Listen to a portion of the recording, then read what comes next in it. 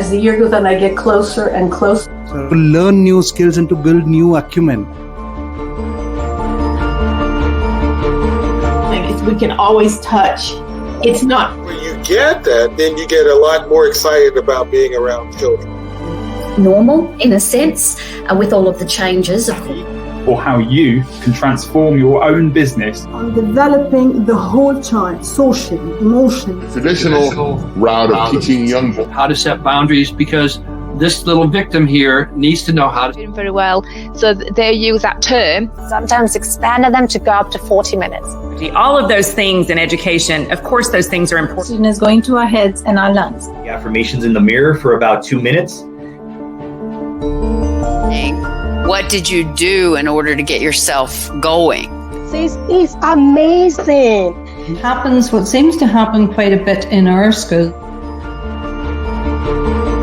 For the families to come, and they is that really for the child, or is it for us, for the parent? And doing new things for our brain. Who's orchestrating everything in this universe? Which parts of the brain are used? Based on that map that we have. See you with your smiling face. Atul, thank you very much for allowing me to join you. Namaste to you, my friends.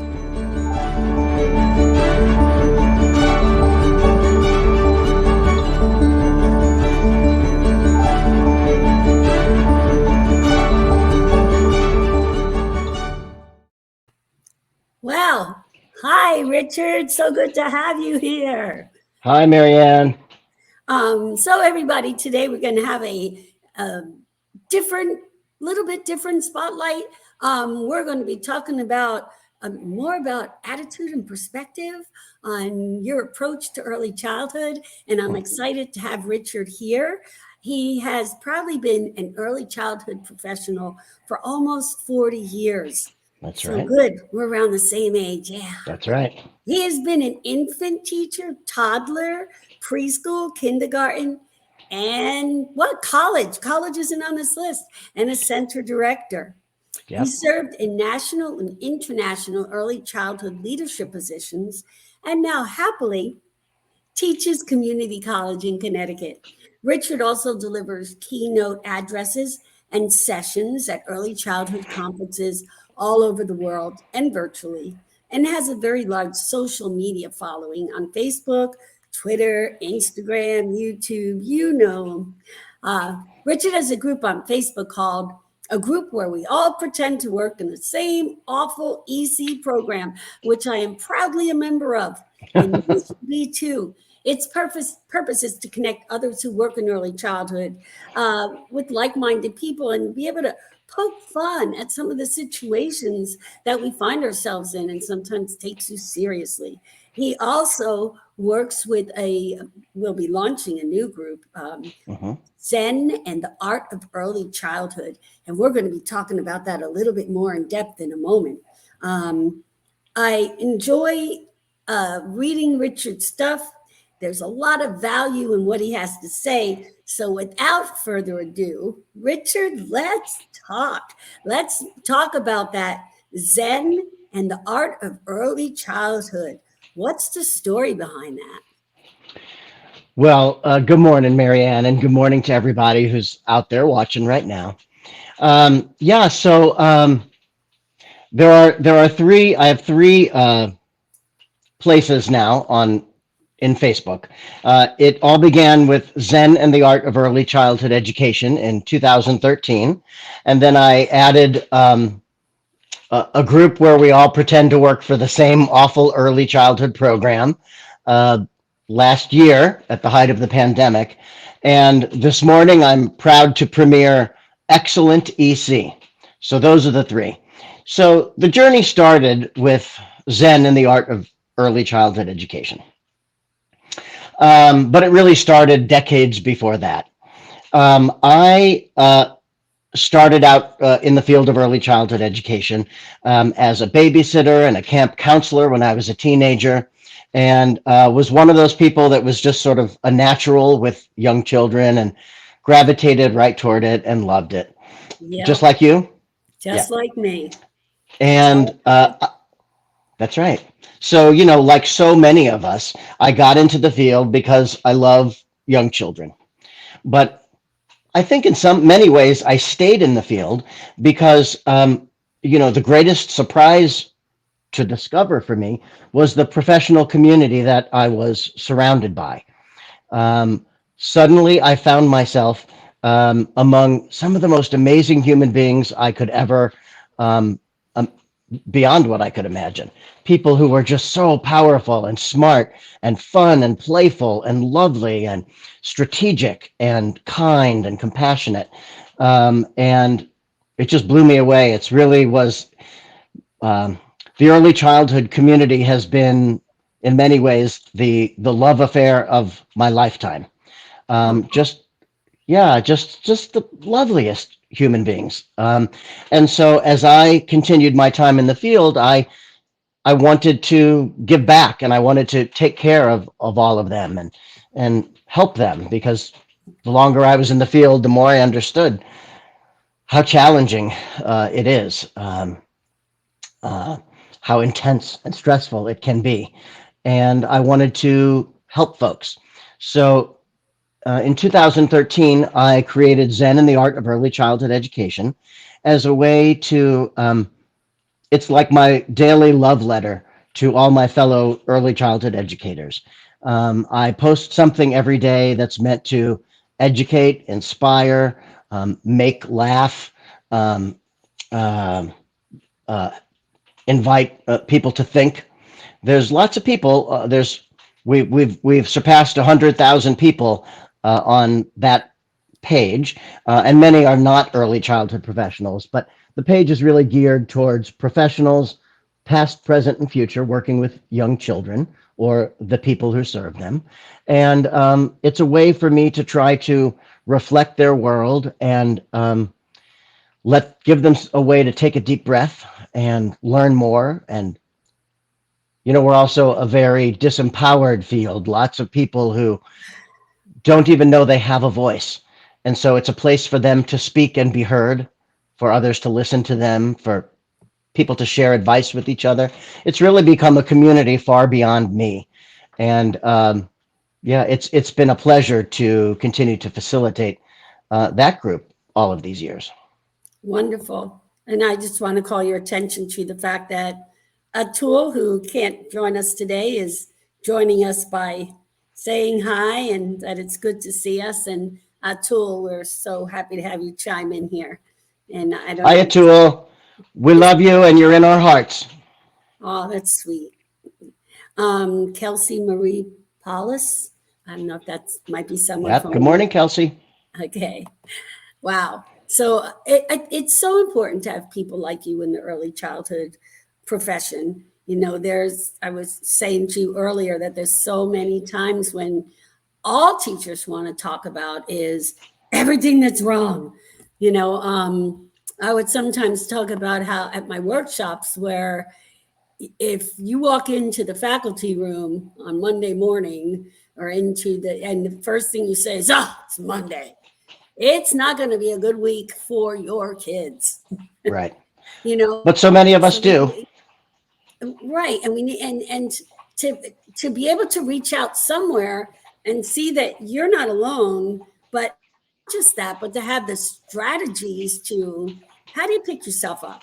And that there's nothing wrong with feeling a little bit frustrated, but that doesn't mean it's always going to be frustrating.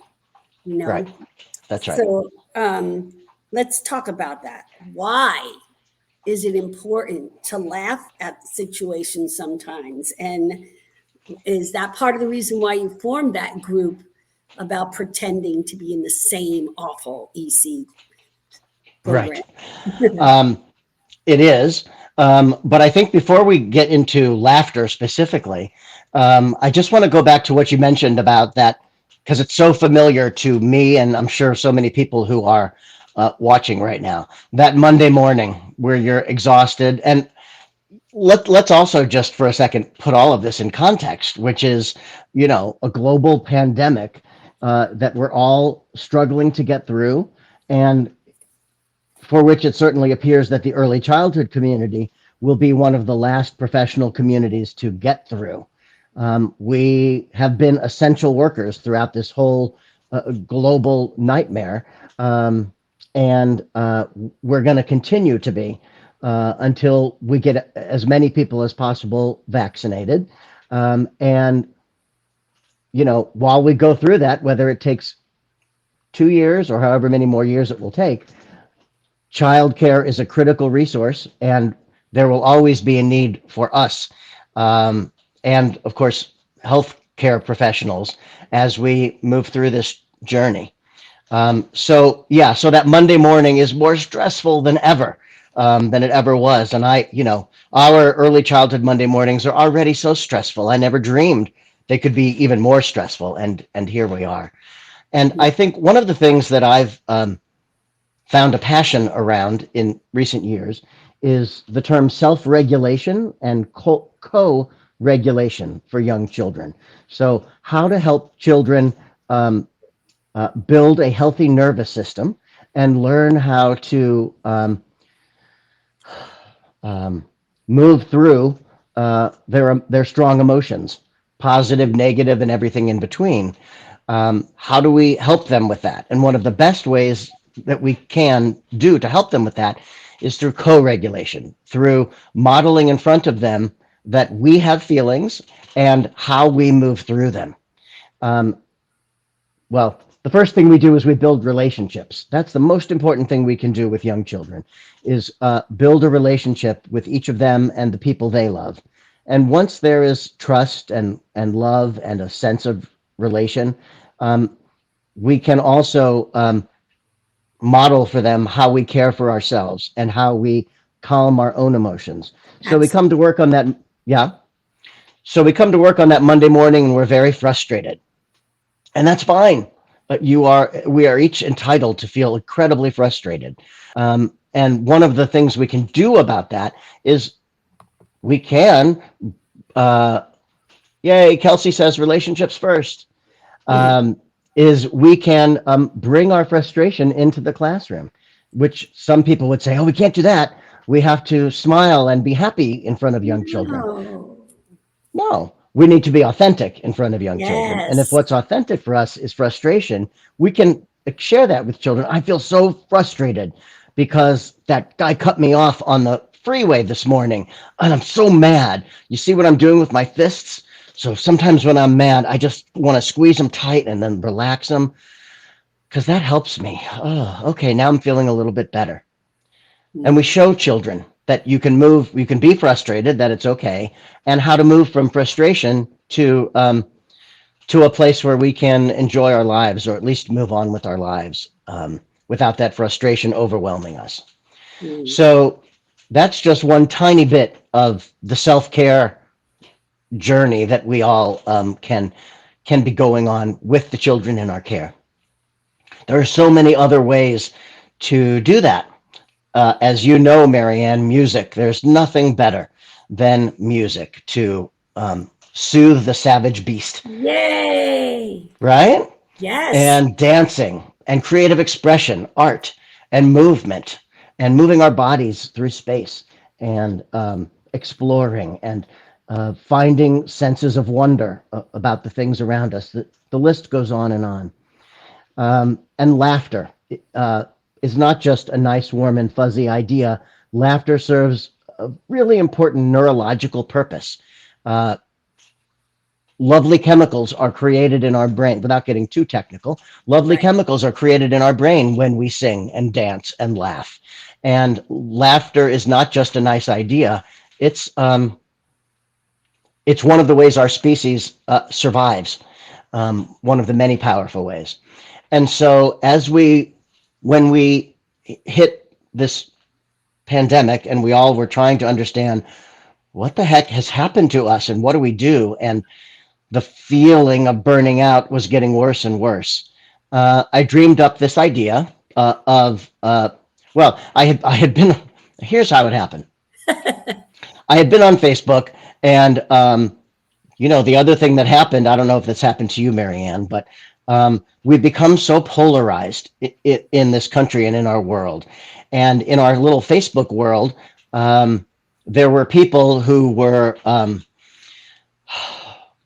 strongly supporting a president that I strongly disagreed with. And so I found myself unfriending a lot of Facebook friends on Facebook and winnowing down my Facebook experience.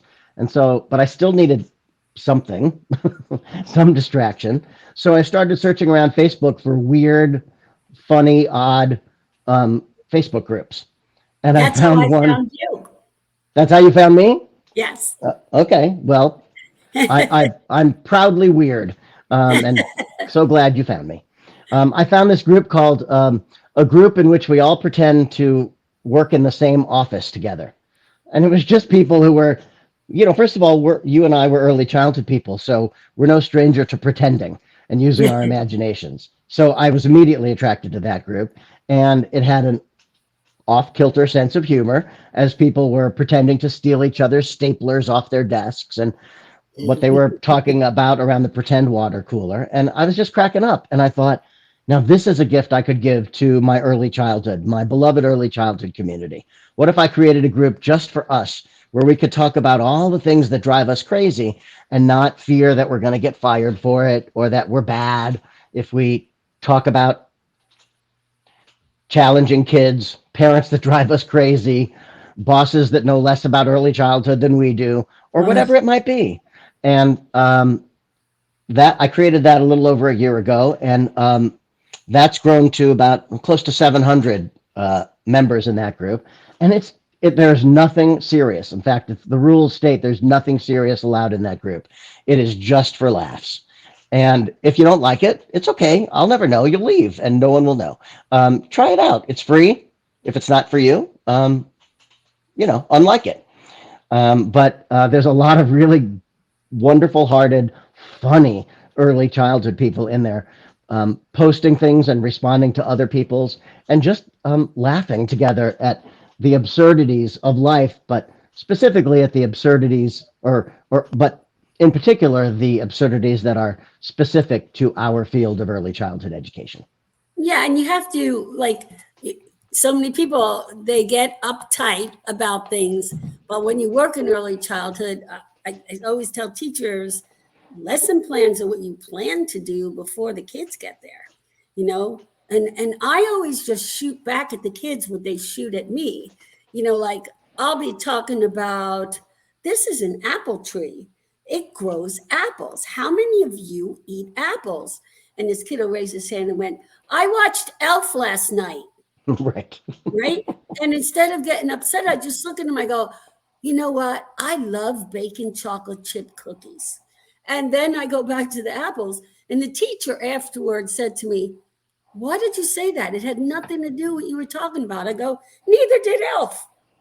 I just followed his lead, got down to their level. And, you can't, what we do is really, really important, is very important. Yes, but it really is. To be so presented so seriously, and in such a controlled fashion. Yes. We grown-ups don't have to, many of us feel we need to control it, and rightly so, because, there are millions of people not even making a living wage in this field, and they've got to keep those jobs to barely pay their rent. And, they fear for their jobs, so they want to do everything the right way so they can keep their jobs. And sometimes that's in contradiction in their spirits with what they know is best for young children. And that's a difficult battle to fight, but it's one we have to do. And it often drives the tendency to try to control children's experiences rather than trusting them to control their own experiences. Which leads me to someone is posing a question, I guess, based on my comment about lesson plans and what you plan to do before the children get there. So I guess this person is asking, is the lesson plan more important or spending time fruitfully as per the child's interest? I'll let you answer that. I think they already know my point of view. Okay, I was going to ask you to answer it, but all right. Well, first of all, fruitfully, and that word fruitfully, and now I'm hungry for a piece of fruit. I know, I'm looking at my bananas on the counter. Right? I mean, I'm just like a dog. Like, you know, I see the word fruit and suddenly I'm salivating for a piece of fruit. I can't help it. I'm going to guess Marianne agrees with me on this Facebook user's question. Spending time fruitfully as per their interest, to me, is the most important thing we can be doing before. Yes, and Kelsey Marie says spending time is the most important thing we can do before the children arrive, while they're there, and after they've left. Of course, we each define fruitfully differently, and therein lies some of the challenge, right? But because for some, the most fruitful way to spend their time might be to plan a lesson, but that's spoken by me as someone who used to be the director of an emergent curriculum, nature-based preschool. So when you're in a place like that where you embrace curriculum that emerges from the children's interests, lesson planning becomes a much more simple, open-ended exercise. Yes. And you don't have to spend as much time on that. And then you can spend time on looking at your environment, making sure it's got everything children need, building relationships, getting to know and connect with the children and their families. To me, there's nothing more important than that. Yes, it's kind of like, Reggio Emilio. You follow something that children are interested in, and then you teach around that, and everything else is included in it. I think it's so important that we follow the children's lead because, you understand the brain research too. If children aren't interested in it, they're not going to absorb it, because it's those first 6 years, it's all pre-operational, all about me. What interests me? What do I need? What are you giving me? And if it doesn't interest them, they're just going to zone out. So, yeah. Or, well, said another way, you mentioned brain research, from a neurological perspective, when we think our job is to teach at young children and to give them information to memorize, and yes, by the way, that is a part of our job. Children need content, certain areas of content, to be ready for kindergarten and beyond, whether we like that or not, or agree with that or not. And I don't happen to, but that's the world we live in. And so we have to serve children where they are and their families. And yeah, they do need to know letters and colors and numbers and shapes and apples, like you said earlier. But there are ways for them to learn that information in ways that utilize and exercise other parts of their brain than just the part that's meant for memorizing.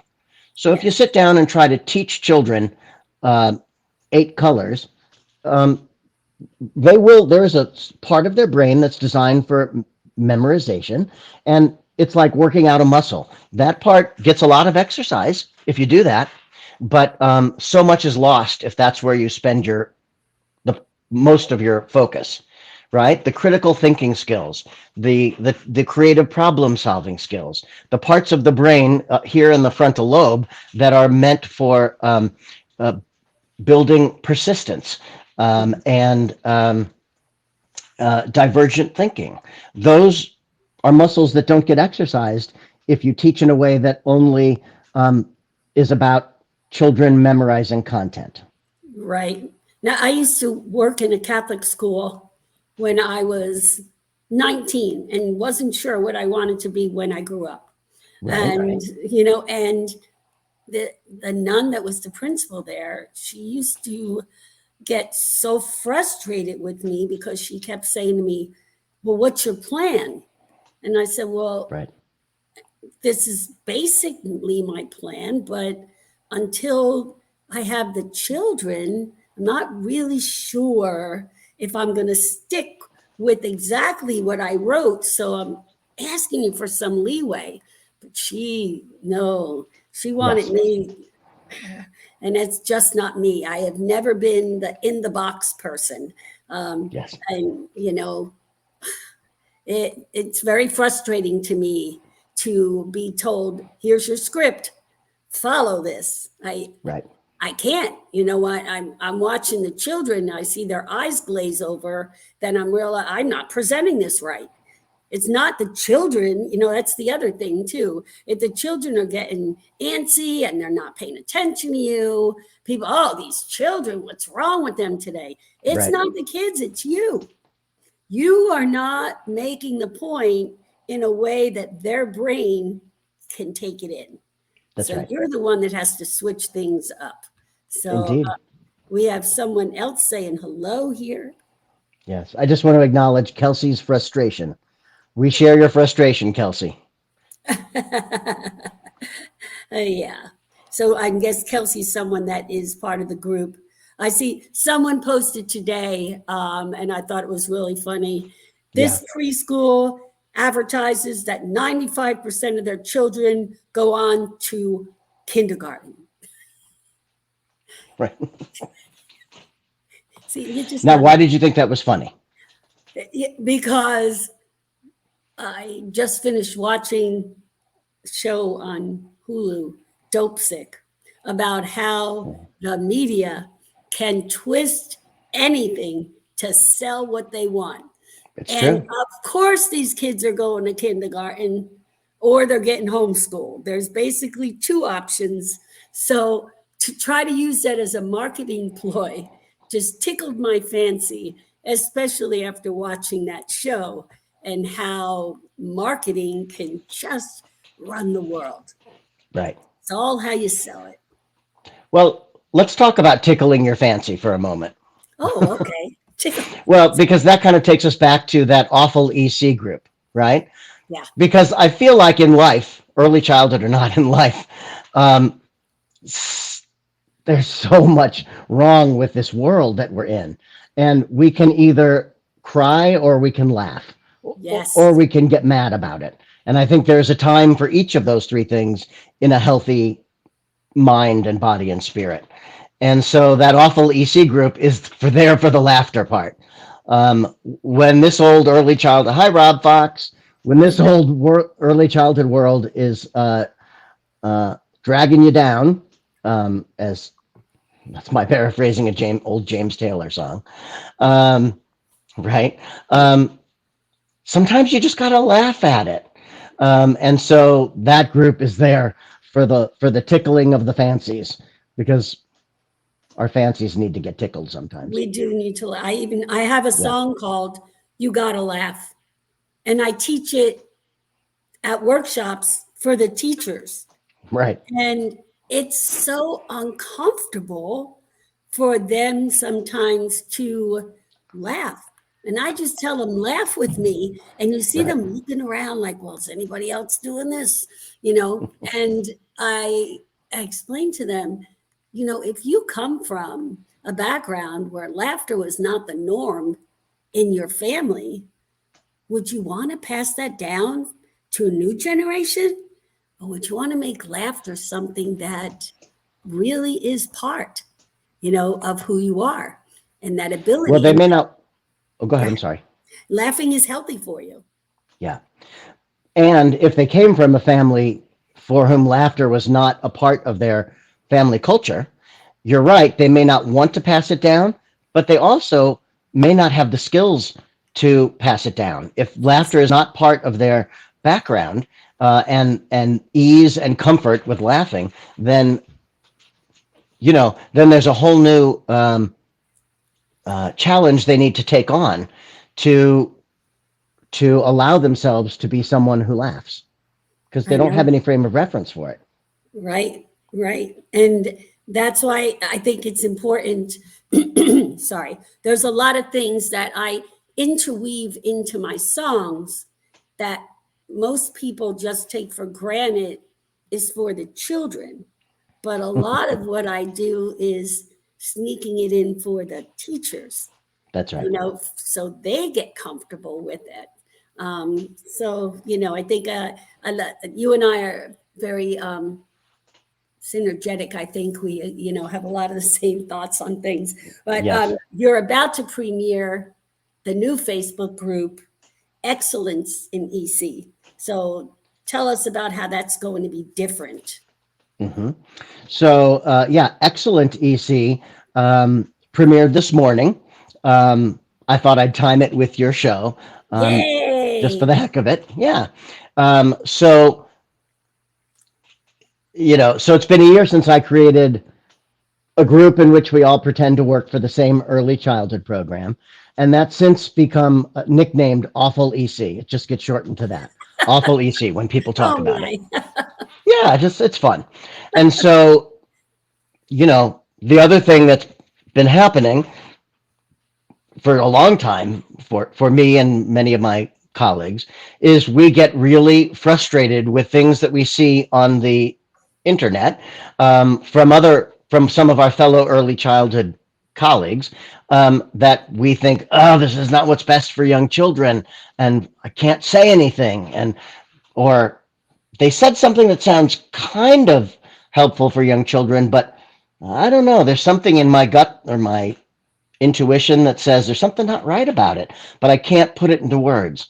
And so I've been in many sort of private conversations with fellow early childhood colleagues about the things that drive us crazy in the early childhood world that seem to be quite trendy or popular, or that people think is correct, when science research and in this country, NAEYC, the National Association for the Education of Young Children, would tell us otherwise.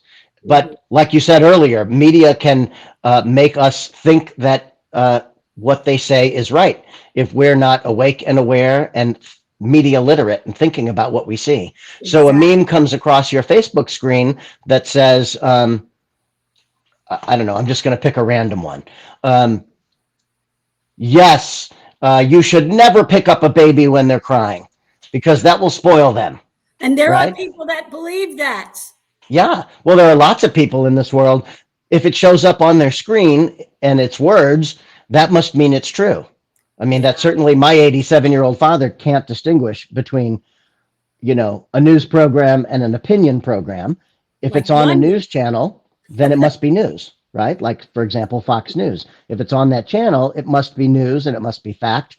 And I should believe that because I loved Walter Cronkite when I was young, and that was news, and this must be news. But that's not true in the world today. There's news, and then there's lots of opinions masquerading as news.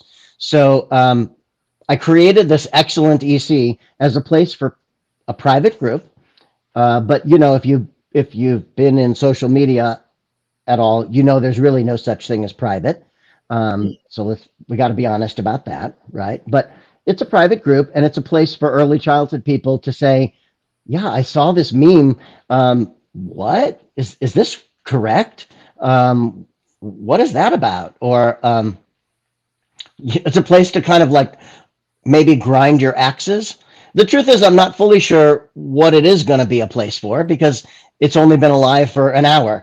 And we're going to, just like if I'm with a group of young children, we're going to co-create it. We're going to shape it into whatever it will be. Awful EC is different than what I imagined it to be, because these 600 people each bring themselves into it. And it's not my job to stand in the way of what they need. So this excellent EC will become something, but my germ of an idea is that it's a place to maybe grind some axes or say, what the heck? Like one of the things that was not true when I was a young teacher, but now is so prevalent, and it's, for me, I'm old, and so I just scratch my head. But the amount of time that some of my beloved colleagues put into decorating their classroom doors, so much time and energy into those doors, is just mind-boggling to me, but they love it. And it's important to have a place where someone they love their door, but they're wondering, there's something in them that says, something doesn't feel right about this. It's a place for them to ask other early childhood colleagues and say, I can't put my finger on it, but there's something about spending all this time on doors that kind of doesn't feel right. Can someone help me better understand that? And I wanted to create a place where those kind of conversations could happen. That's good. And then I'm sure it will be well received. And one of the first things I do after this is over, this interview, is join that group. So yay! So just, approve me if it needs approval. Well, let me just jump in and say to you and everyone else, I have it set for automatic approval, just like the Awful EC group, but people have to answer the membership questions. And for this new one, it's just, did you read the rules? And then you have to read the rules and check the box. And once you check those 2 boxes, you're automatically a member of the group. Doesn't take me any work to do. Well, that's just But I can't tell you, in this last year in my Awful EC group, hundreds and hundreds of people won't answer one or more of those questions. And then they just sit there in limbo and not get into the group.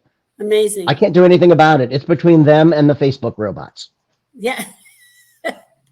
I know. And what you were saying before about, people not knowing what's real and what's not, it's like, how many people think that The Onion is a real news Right. paper? And Too many. How people believe that stuff is beyond me. But Yeah.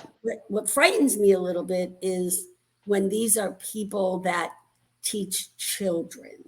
Yeah.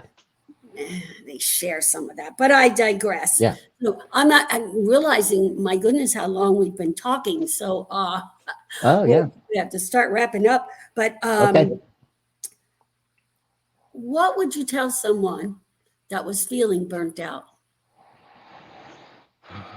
Well, you've already figured out about me. I'm not concise.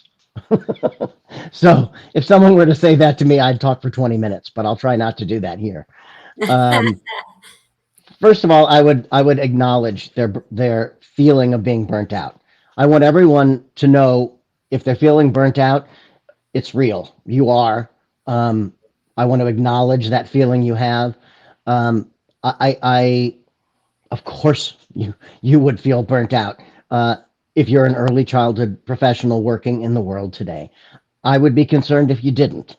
So I want to acknowledge, and validate your experience. Now, no one wants to stay feeling burnt out. So what do we do about that? Well, what I can do for that person more than anything is listen. That's what I can do for them. They need someone to just listen and not try to fix it for them. But that said, there are some ways to support moving beyond feeling burned out.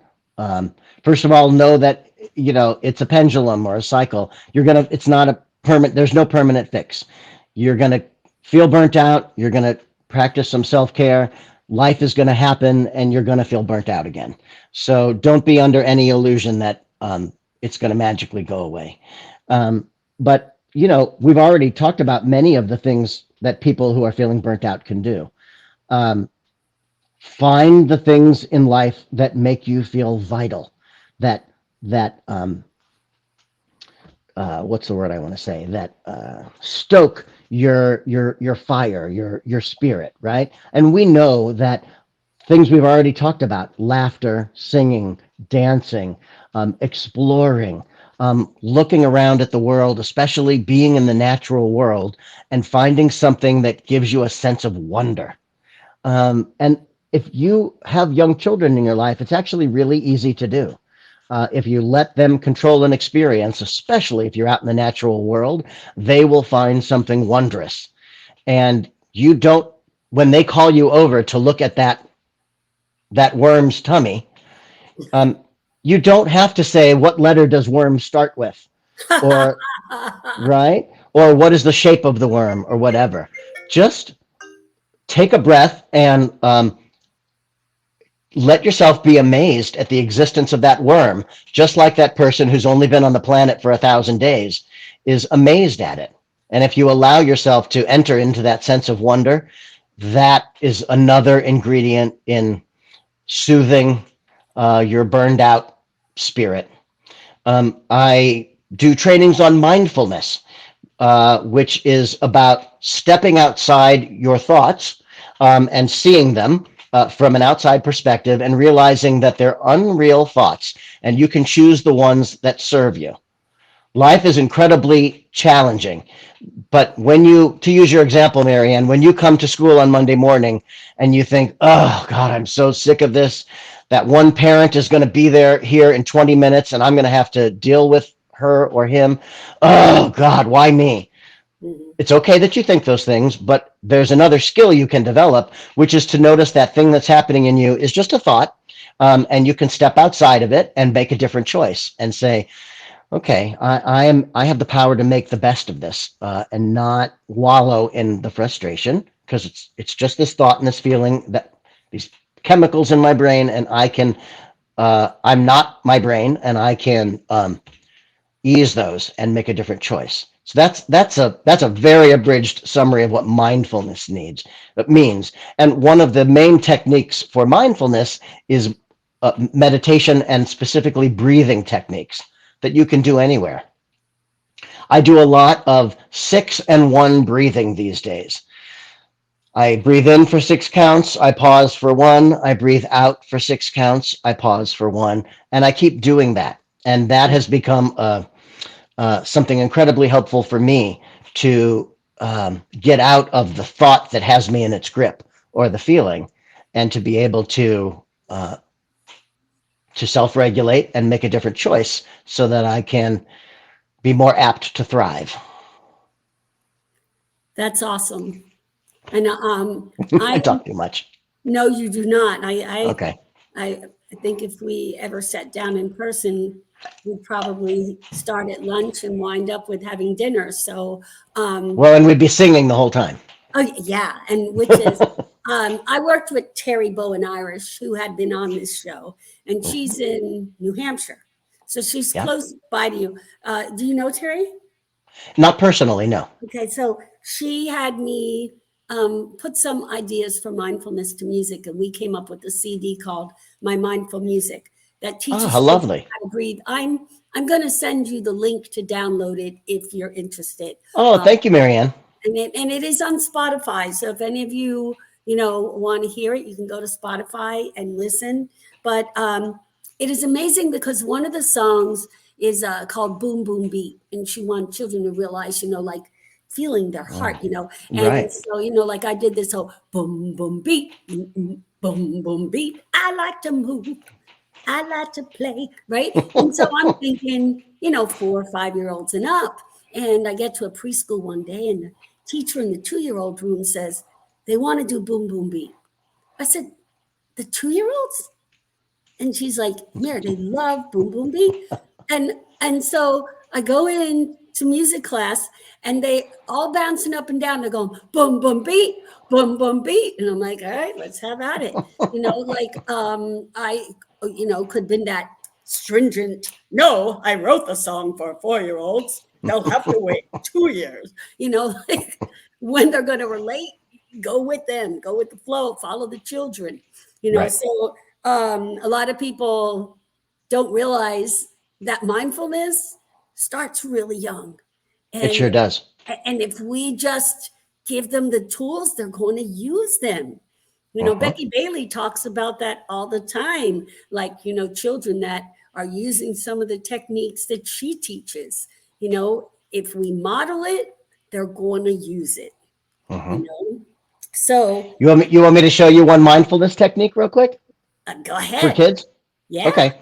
I didn't invent it, but I've embraced it in our field. It wasn't invented for our field, but it's called the breath ball. Young children are concrete, as you said earlier in this cast, are concrete, tangible thinkers.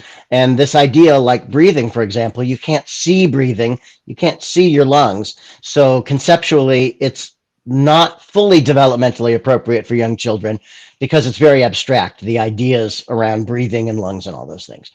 So one way to take, one of the main things we try to do in early childhood is figure out how we can help children understand the world in which they found themselves by taking abstract ideas and finding ways to make them concrete, right? So like the fact that a mom and dad can argue, but then say, I love you is abstract. But if I put dolls and a dollhouse in my dramatic play area in my classroom, they can act it out tangibly. The mom and dad that they saw last night do something that doesn't make sense to their little 1,000-day-old brain, right? So the breath ball is that for mindfulness. So you breathe in, pause, and breathe out. And it's like a balloon or a ball that you're inflating and deflating as you breathe. And you can do this in circle time with the kids. You can do breathing exercises, which is part of mindfulness and self-care and self-regulation. And you can make it concrete by putting a ball to it. And then to make it really fun, you can have them make a ball with the child on either side of them and try to coordinate the timing of their fingers with the fingers of the child on either side of them. And you make a big circle of breath balls. It's super fun and super relaxing. And so someone from Wow Kids Smiley Home has a comment here for you. Great point, sir. Through children's eyes, well, I like it when someone calls me sir. That never happens. Through children's eyes, we can see and feel the world in a new dimension, real, budding nature world. Actually, we realize the world from the start. Yes. Smiley Home is absolutely correct. Yes. So before we go, do share one of your most memorable moments that inspires you to stay in the field. I know that's hard. Somebody asking me to find one moment that inspired me. So why I did that to you, I'm sorry, but it's okay. I'm trying to think of a couple, but I think it's helpful to people when they hear, take this for a moment, when people hear that we're not always all together, just because I host this spotlight and you're a guest doesn't mean that we always know what to do. You know, there are times when we falter, and there are times that really inspire us as well. And we keep going because it's not a job, it's a vocation, it's a calling, it's something we know we were meant to do. So yeah, people can relate when we relate our personal. Mm-hmm. You know, and I would add, young children can relate. Oh, you know, if we try to act like we're perfect around young children, we're not serving them.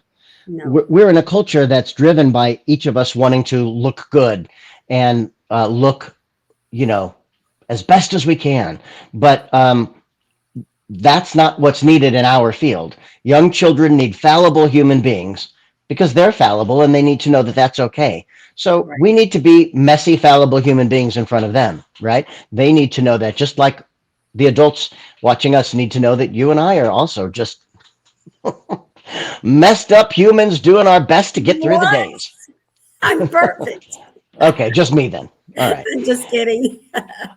You know, having been in this field for almost 40 years, there's so many inspiring stories. So I'll just tell the most recent one, which, you know, isn't necessarily the most dramatic one. But on Friday night, I got an email from a reader of Zen and the Art of Early Childhood Education. And it was a lovely email, and I shared it on the Zen page. She had sent me a message, and I forgot about this because there's just so much. But last January, she sent me a private message saying she is in her 50s or 60s, and she wanted to go back to school and get a degree. And did I have a recommendation for an online program to get an early childhood degree? And I said, no, but I'll put it out to the Zen readers and see what they have to say.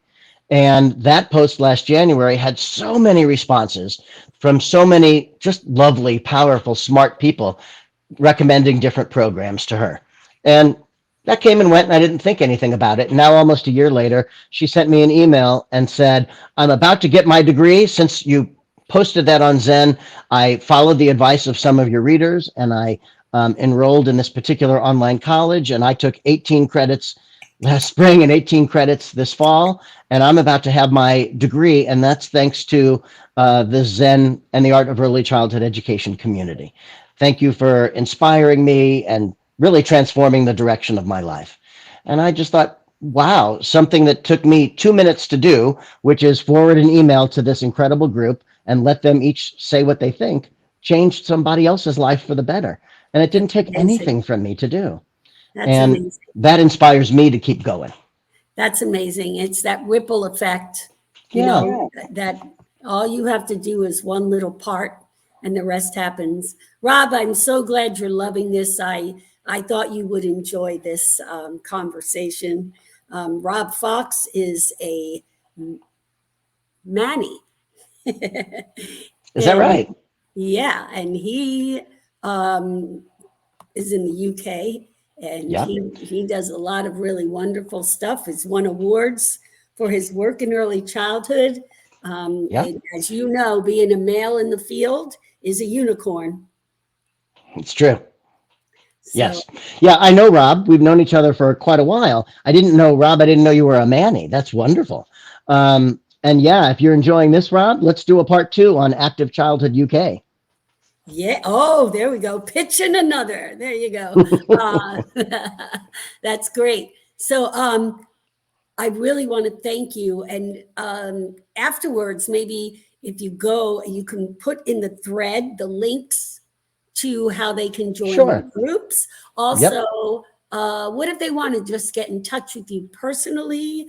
Maybe have you come and speak for their group or do a virtual event for them? Thank you for asking that. So I've been speaking. I've been asked to be the keynote speaker to open or close early childhood conferences for 25, now almost 30 years. And of course, all of that ground to a halt when the pandemic started. All of my 2020 and 21 speaking engagements were canceled or moved to 2022. Yeah, well, just like you. Yeah. I mean, I'm not complaining. We've all got it rough. That happens to be my little challenge. But I pivoted a little bit and I'm doing a lot more consulting work and virtual presentations.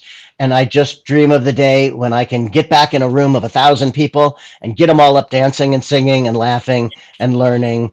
That will, at the very least, one of us, me, will have a very good day. So that's one of my favorite things to do. And so if anyone is interested in utilizing me in any of those ways, you can go to richardcohen.com. That's my website. And even from there, you can link to, I have online courses that people can take or purchase. I have t-shirts and sweatshirts and mugs like this one that people can buy. I don't even know what else I got going on there, but lots of things. There's links to Zen and Awful EC and Excellent EC and anything else happening in my early childhood world. richardcohen.com is a place to start. Well, thank you very much. Thank you, Marianne. Keep on talking, but we need to go. So thank you, everyone. Thank you, Richard. And we'll see you. Bye, everyone. Next week. Thank